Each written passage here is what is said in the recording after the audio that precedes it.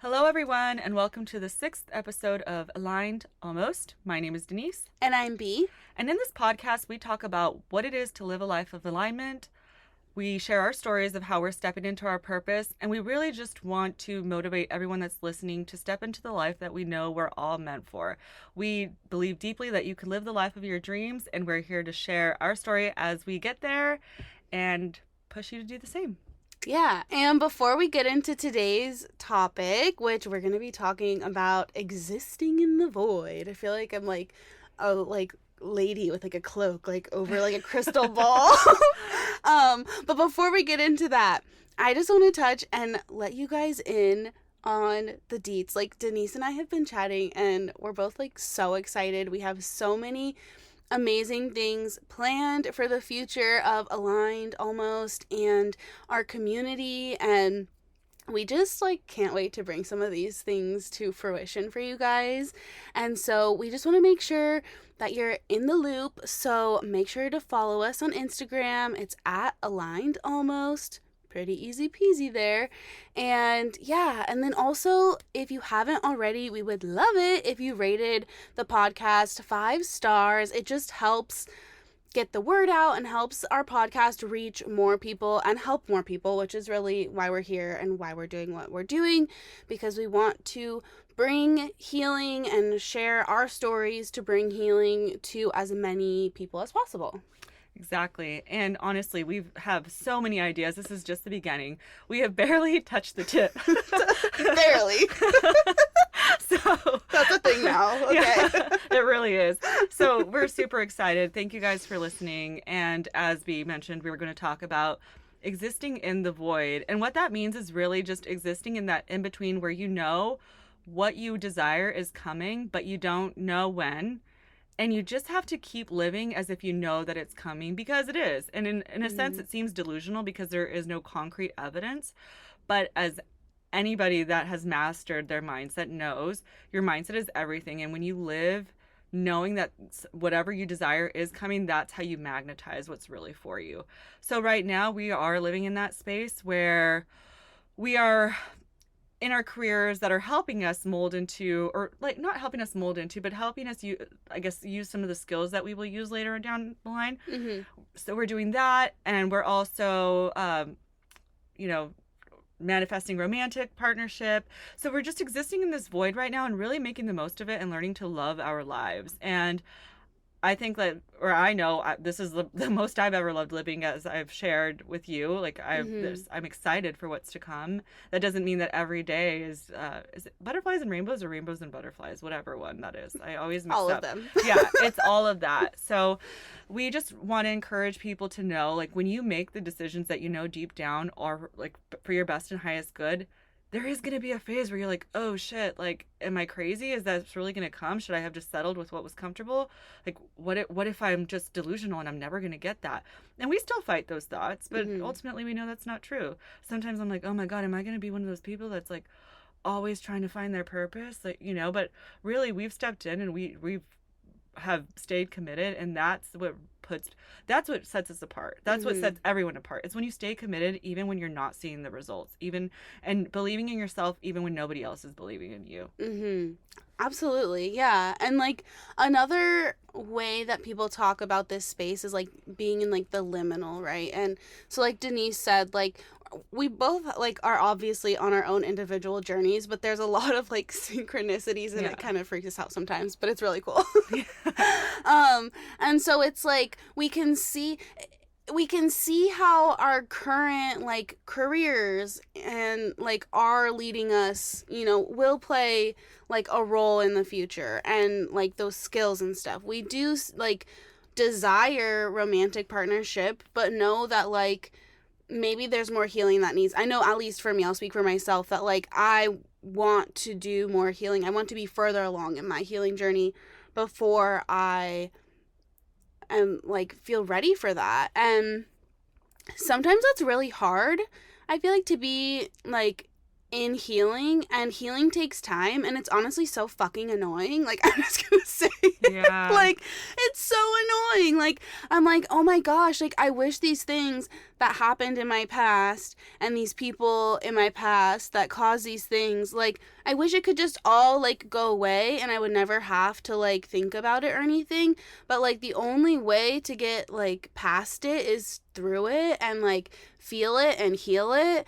And but like also like we're always real with you guys, and like the liminal space can be very frustrating because you don't know the when, you don't know the how, you don't know exactly what the destination looks like. And I think it becomes clearer to you as you start moving along the path and taking the right steps and figuring out maybe what the wrong steps are, because that's part of the process too. And like, we're not perfect, like we do still make wrong steps here and there and doubt ourselves and all of that, but it's really challenging. And so, but it's so important because like we've been in this space for probably even before we met each other. Yeah. And it's like it's been a while, and it's really easy to get discouraged, but like you can't get discouraged. Right. It's if you do get discouraged, it's very easy to fall back on old patterns that you know are not healthy. Mm-hmm. And then it's not,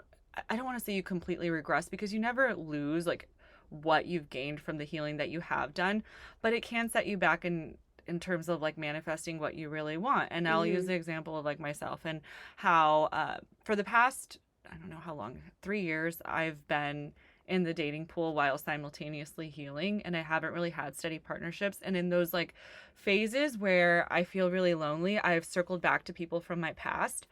And each time I've done that, they ended in the same way that they ended the first time, which is what this is what it is with those karmic relationships, right? So it's like when you're not comfortable sitting in that phase, it can be easy to go back to what's comfortable, and that's not for your best and highest good, and it's not going to help you progress. And that's not saying, again, that all the work that you've done it was for nothing, right? But it's just, if you really want to manifest the life that you're desiring quickly, you have to sit with it. You have to sit with those emotions, and that's even sitting with like the uncomfortable. And there's somebody that said that no emotion is negative, but some emotions are just harder to feel than others. So there's like almost a sadness, like for me, like grieving some of the like glimpses of good relationships that or not good relationships, but good moments that I've had with people, and like being like, well, what if that was the best it was gonna get, and I could have just had those moments, and rather than having no moments. That's what it feels like, you know. And ultimately, of course, when I snap out of those phases, it's like, okay, I know that there's better for me. But when you're in it, you really have to feel your way through it, and that is hard for people don't want to feel sad, and they don't want to cry, but there's a healing in crying. Like, Absolutely. there's just it's very like it's a release, and it doesn't always feel good, but I think a lot of the times, a lot of the issues that we have are because we don't let ourselves feel. And I think that actually, now that I'm saying that might be why I have issues sleeping, because I don't necessarily, I try to fight crying a lot. I feel like I cry a lot as it is, but I guess I need to cry a little bit more. Yeah. And just really grieve some of the things that I haven't let myself grieve. So in the night, I like wake up and start grieving. Yeah. Crying, really. And it feels good. In the morning, I'm like, oh, that was what I needed. I guess at night you kind of your guard, right? Subconsciously, you're like not fighting whatever it is. And I don't know. Everybody's body works different, but that's what happens with me. And this morning I woke up fine after crying for, I don't know, 2 hours maybe. Yeah. And it gets easier. I mean, like, I'm a water sign. I've always been extremely emotional, but I think I was telling you this maybe even this morning in a voice note, because that's how we do. But how I've always been so emotional. I would always cry so much, very sensitive. And it got to this point where people around me would tell me to like stop being so emotional, like stop crying about everything, whatever. And so it's like I started to stuff those feelings as much as I could, and I was not very good at it. But even like repressing what I did repress, like when you repress emotions like that, they just like they don't go away.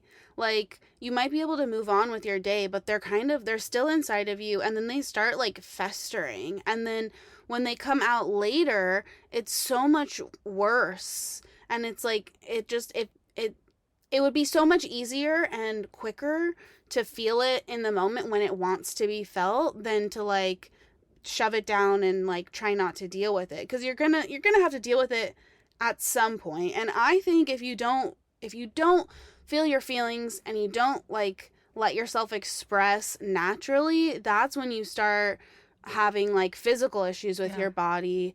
And I would even say too, like I could see it manifesting as like problems in your external reality too. It's just like energetically you're kind of off. And for me, you know, I used to have, I think I talked about in our last episode about depression, that I would have these really intense, like emotional fits almost. And now when I just let myself feel and release when it comes up, like I can do that and like be done in like a few minutes and like physically feel better, mentally feel clearer, and it's not like lingering. Whereas before it would just I would just end up feeling like shit for like a few days, and like it didn't, you know, because I think too I was like being hard on myself, like you shouldn't be crying, like why are you upset about this, or whatever, like you don't have anything to be upset about. And it's like sometimes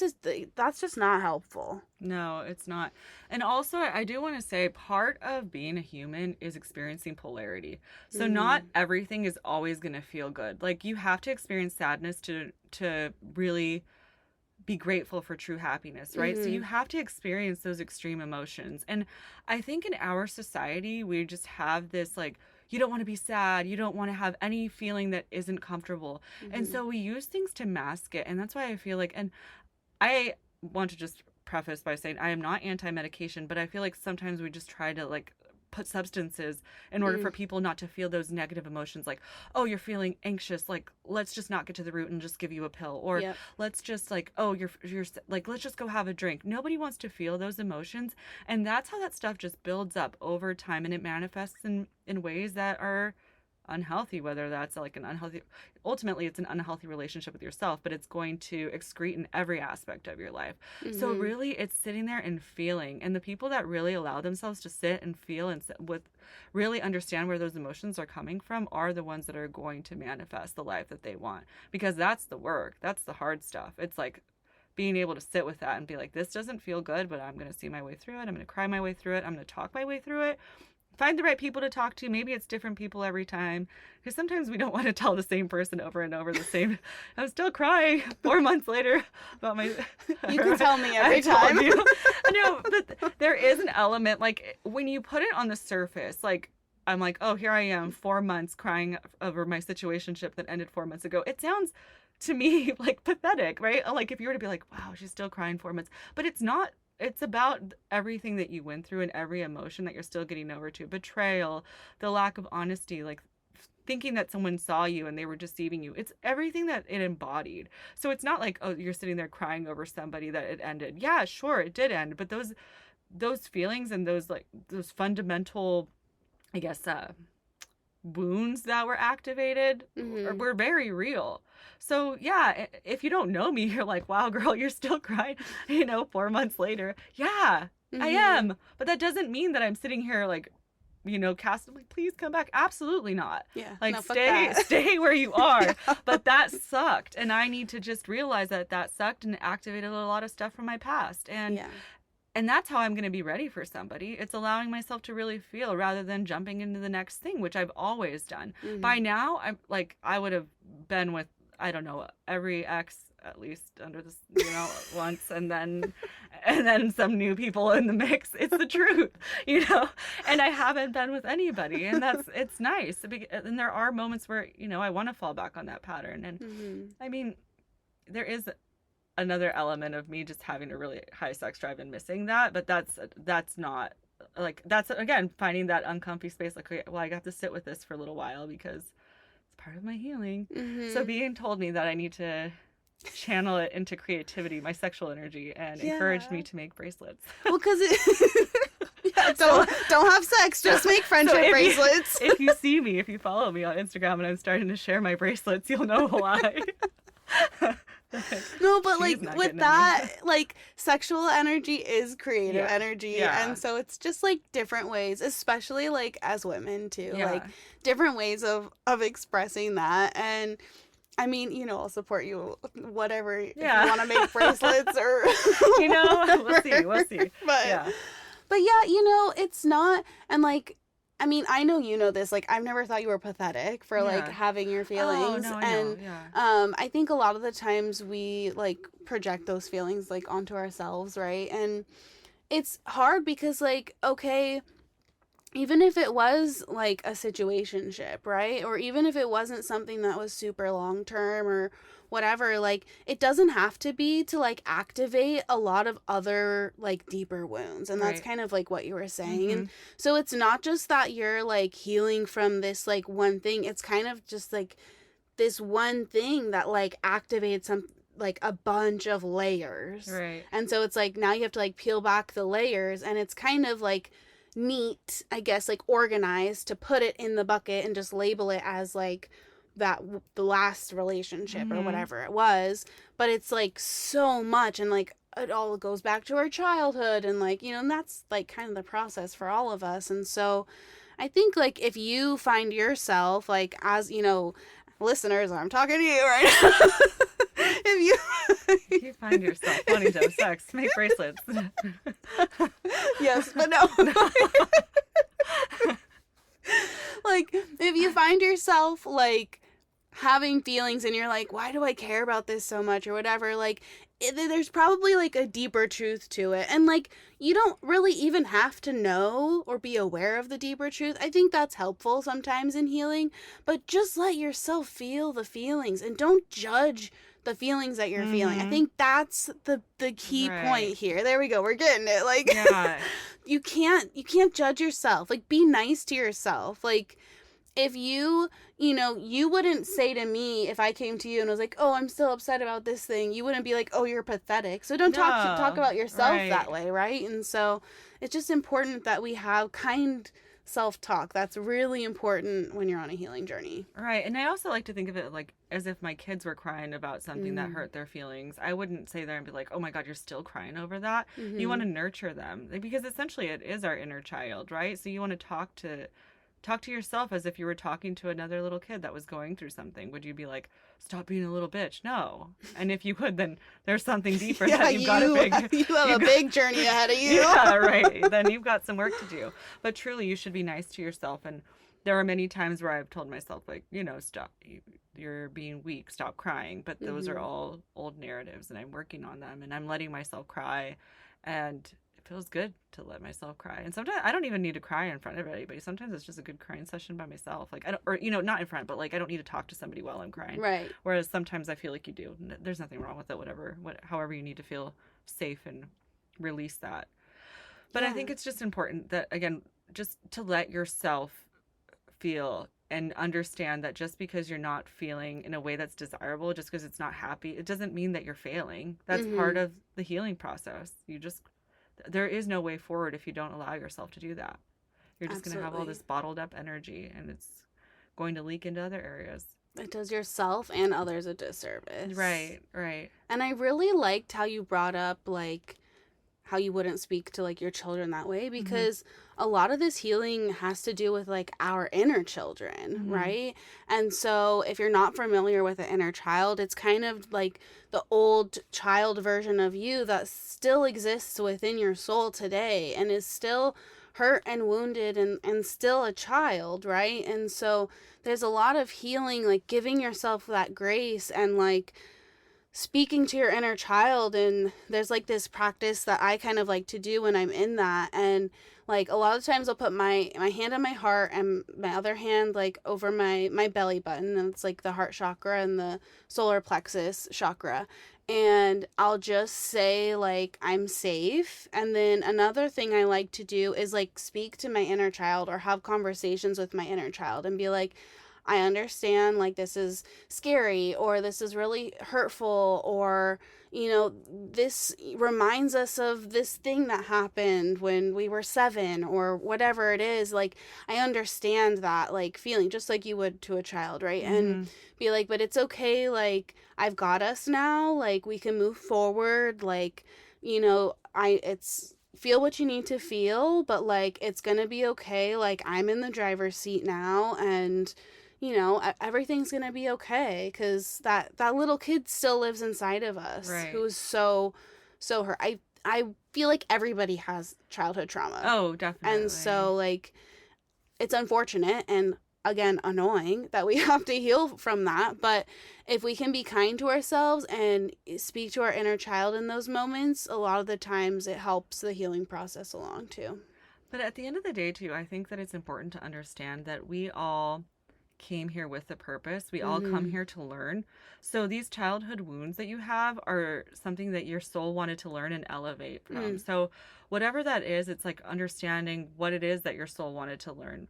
And so for me, I've mentioned to you, like, I think it's what my life is outside of being a parent and outside of being a partner, like outside of romantic partnership and outside of parents. So really, like, stepping into my purpose. So for me, I've had to get rid of that narrative that you have to go to school and you have to have a job that looks good on the outside, and those things are keeping you stuck, and you're afraid because you're going to have to step back and, like, be in this void, right, in this period. And that Mm-hmm. doesn't mean go quit your job. It means figure out what it is that you want to do and start inching towards it, and get rid of those narratives and understand that you're going to live in this period where not everything's going to look exactly like you might imagine. And of course we all want overnight success, but those are, generally speaking, that's not a thing. Like, yeah, it happens, but most people have to struggle and fail and keep going and just believe Mm-hmm. in themselves. And that's part of the void, right? Part of living in the void is just, you really have to truly trust in yourself and believe in yourself and get rid of those old narratives. And it might not be with jobs, it might be with love. It's the same thing. Mm-hmm. Getting rid of that narrative that this is the best I can get, so I'm not going to sit there in between an unknown, because what if I end up with nothing? Mm-hmm. It's just those thoughts, you just need to get rid of those thoughts. It's not going to happen. As Right. long as you stay the course, as long as you believe in yourself, as long as you, like, really keep that mindset, that positive mindset. Our minds are so powerful. It's Mm-hmm. wild. We don't give ourselves enough credit for how and our bodies, but that's a different topic. Like, our mind and bodies are just, like, we just don't give them enough credit. And I Mm-hmm. really think that once you start to shift that and understand, like, that it's truly a muscle that you can work it and you can strengthen it. We all have the ability to do that. Your mind, your external will start to catch up, and you're like, holy shit, that's true. Mm-hmm. And there's science. It's backed by science. It's real. It's real Yeah, science. yeah. It's not just some woo woo stuff. I mean, Right. yeah. So that's, like, been my experience, is just unlearning all of that and understanding that I am meant for more. I'm meant for more professionally. I'm meant to help people in a different capacity, in an unconventional capacity. I'm meant to find love. Yes, I've already been married and I already have 2 kids, but I'm meant to, like, really have a divine partnership, a true healthy relationship where I feel like I'm a whole person, that person's a whole person, and together we're just two people having a good ass time and elevating one Yeah. another. Yeah. And like you were saying, like, it's just like the mindset. It's such a core, like, foundational block. And like, when you can shift your perspective and understand that, like, you get your deepest and most valuable lessons through challenges. Mm-hmm. Like, when we experience, like, life is great when everything's like fun and easy and carefree, but like, you're not really learning all that much. You're just kind of like enjoying and having fun. And it's important that there's a balance of both. And Right. again, here we go. This is Earth School. So like, we're here to learn, we're here to be challenged, and like you were saying with our soul contract, like, we signed up to learn certain things, and a lot of those things we have to learn through challenges. Yep. And when we can fix our mindset to not only like appreciate the challenges, but like understand that they have a purpose, it makes it so much easier to navigate. And like, it just makes life better when you're like, and it sounds some like, not toxic positivity, but like, when you're more positive, like, life is just better. Yeah. And it's not toxic positivity because you're acknowledging that sometimes stuff doesn't feel good. Right. Like, that's the part. Toxic positivity is like, everything's fine. It's okay. No, it's great. No, sometimes it's not fine. Sometimes it feels shitty. Mm-hmm. Sometimes you want to cry. Sometimes you want to just throat chop some people, but you're not going to. It's just, that's human emotions. Anger, sadness, all of that. Like, those range of emotions are all healthy and part of being human. It's letting yourself, again, feel them and not act on them, right? You don't want to act on your impulses. Like, control yourself. Don't go hurting people. I'm speaking to myself. I always joke and say that I was a 6'5" buff dude in another life that could not control his anger. Lots of bar fights. And lots of bar fights. And in this life, I am a smaller woman that has to learn to, because I cannot beat everyone up. I am not physically capable. That's just a side note.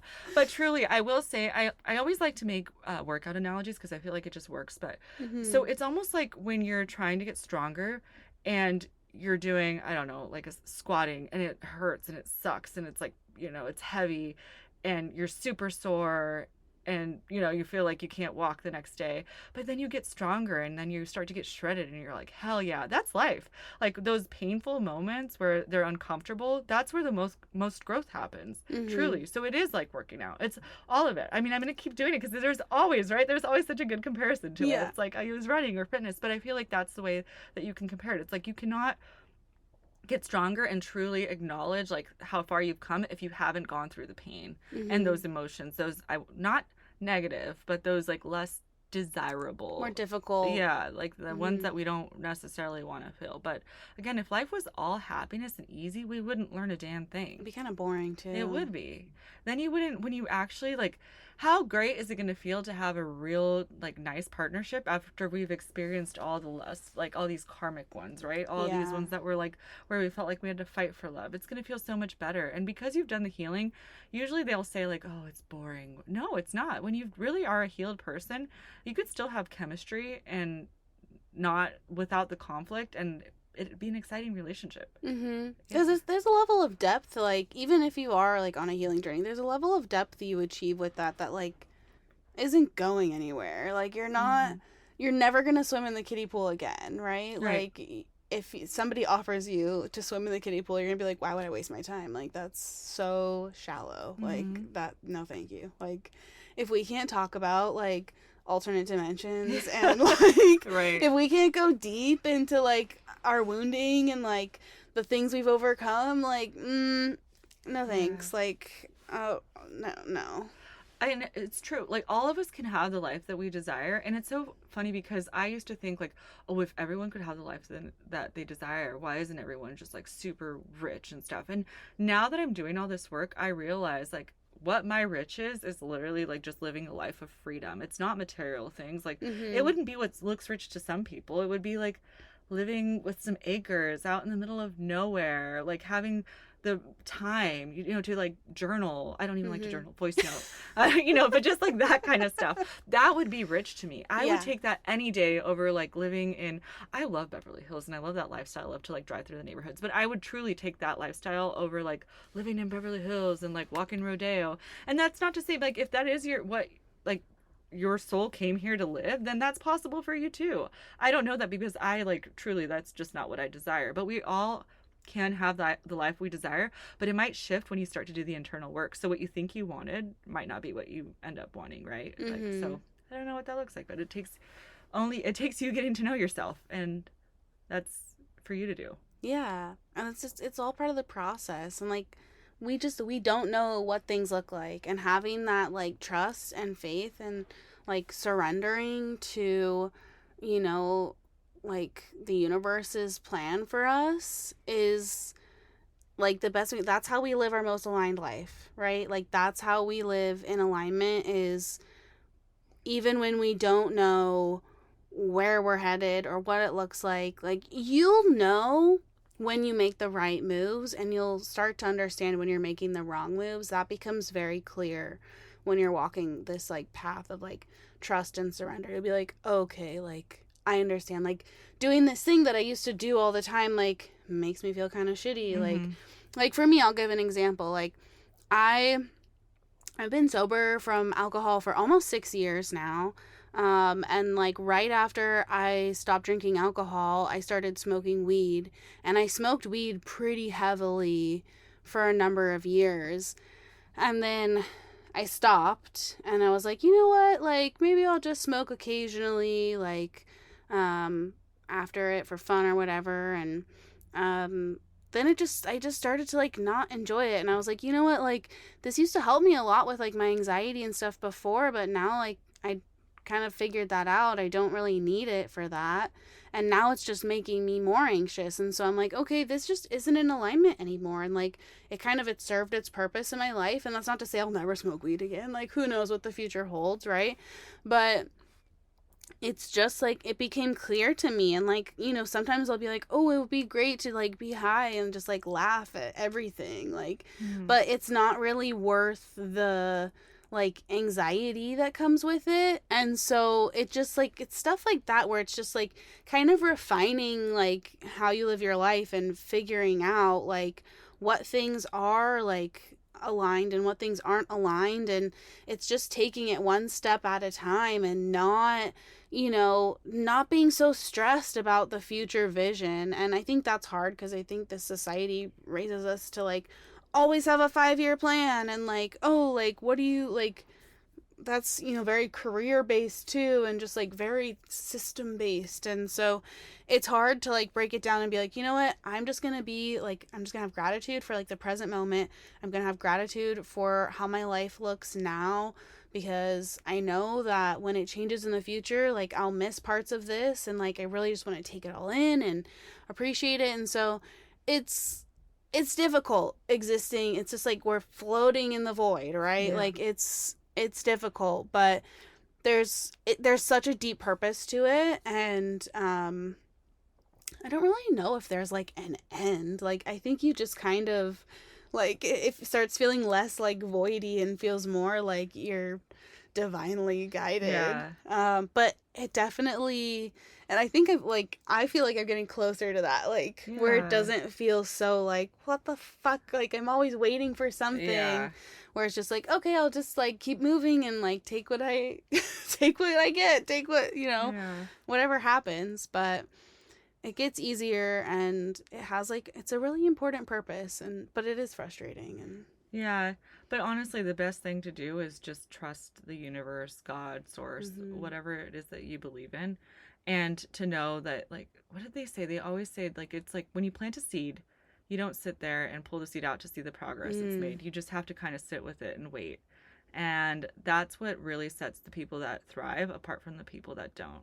Because it's the people that get impatient and are like, oh, screw it, it's not working. I'm just going to go, you know, go back to whatever I was doing. So I truly think that's why some people don't reach that point of like living the life that they want. Absolutely. And if you're listening, I hope that you make the choices so that you do, because it is possible. Yeah. And we want that for all of you. Yeah. Like to live like, you know, we want that for us, of course, but like we want that for everyone. And that's why we're here. That's why we're making this podcast, because we want everybody to live like their most aligned life. Because when you're living in alignment, like, it's great. Like, life feels good. It's exciting to be alive. It is, yeah. For both of us who have struggled with even like caring if we were alive, like, to be excited to be alive is such a blessing and such a gift. And like, we want that for all of you. Yeah, definitely. And we hope that you guys continue to follow us along as we step into that. And I know that there's so much more to come, and we're just super excited. So just know that the life that you desire is possible, and we are walking that path along with you. And yeah, we'll see where it goes, because we don't get to know. We're not going to pull that seed out of the soil. So sometimes I want to. I know. It's like, can I have like a like glass like pot or something so I can like see like, is it sprouting yet? Yeah. Like right. You know, just like, but you have to wait until it like breaches the top of the soil and that's right. Bloom. Cannot wait. I'm so excited. Well, but meanwhile, we'll just enjoy life. Right. Enjoy the time. All right, everyone. Well, thank you so much for listening, and we will be back again next week. And again, please rate the podcast. We want to ensure that it reaches the right people. And when we say the right people, the people that really feel called to us and our stories and are inspired by us.